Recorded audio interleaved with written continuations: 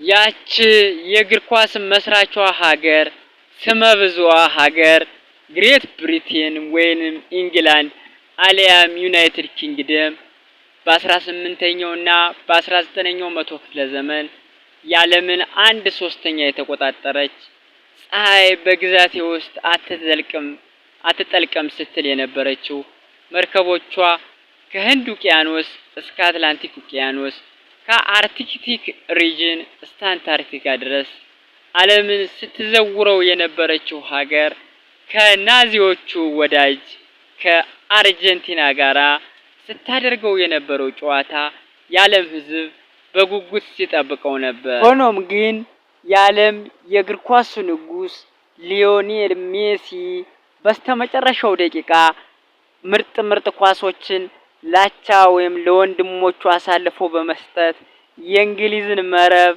በኳስ ማዕበል ሲያናውጠው አምሽቷል።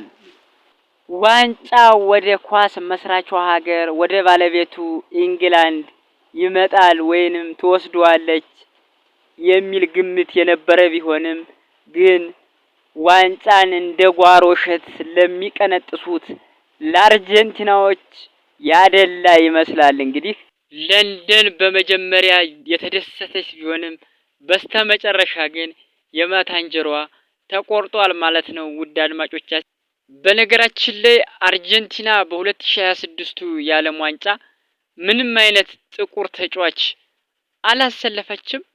አርጀንቲናውያን በጣም አንቲ ብላክ ወይም ጸረ ጥቁር ይመስሉኛል። ምክንያቱም ኔቲቭ የሚባሉ የአርጀንቲና ወይም ኗሪ የሚባሉት ማለት ነው ከ15 እና ከ16ኛው መቶ ክፍለ ዘመን በፊት የነበሩ የሀገሪቱ ባለቤት የሆኑ ሰዎች አልተሰለፉም ማለት ይቻላል። አብዛኞቹ እነዚህ የምናያቸው ነጮች ናቸው። እነዚህ ደግሞ ከስፔን ወይም ከፖርቹጋል ከጣሊያን ወደ አርጀንቲና ወይም ወደ ደቡብ አሜሪካ አንሴስተሮቻቸው ወይም ቅድመ አያቶቻቸው የሄዱ ናቸው ማለት ይቻላል። ግን በነገራችን ላይ እንግዲህ እንደምንመለከተው አውሮፓ ለአውሮፓ ተጫዋት ብሎ መገመት ይቻላል። ምንም አንድም ጥቁር ተጫዋች አላሳለፈችም አርጀንቲና ማለት ነው።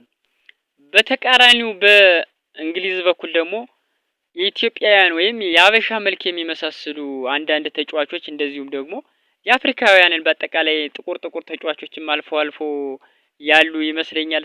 እንደው በቴሌቪዥን እንግዲህ በስክሪን ስንመለከት በእርግጥ ሁለቱም ቢሆኑ ለጥቁር ያላቸው አመለካከት የተለየ ነው ብሎ መገመት አይቻልም። ለማንኛውም አድማጮቻችን ሰብስክራይብ፣ ላይክ እና ሼር፣ ኮሜንት ጻፉ። አመሰግናለሁ።